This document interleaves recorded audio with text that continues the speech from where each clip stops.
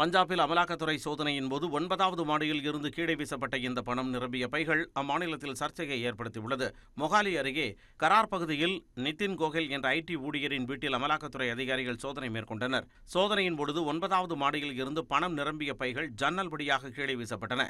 அதில் சுமார் 25 லட்சம் ரூபாய் வரை பணம் இருந்ததாகவும் அதனை பறிமுதல் செய்து அமலாக்கத்துறை விசாரணை நடத்தி வருவதாகவும் கூறப்படுகிறது.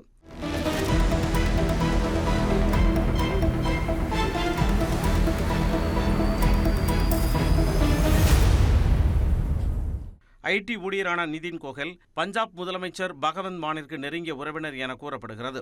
ஆனால் தனக்கும் நிதின் கோகலுக்கும் எந்த தொடர்பும் இல்லை என பகவந்த் மான் விளக்கம் அளித்துள்ளார். இந்நிலையில் சண்டிகர், பாட்டியாலா உட்பட பல இடங்களிலும் அமலாக்கத்துறை அதிகாரிகள் ஒரே நேரத்தில் சோதனை மேற்கொண்டிருப்பது அம்மாநிலத்தில் பெரும் பரபரப்பை ஏற்படுத்தியுள்ளது.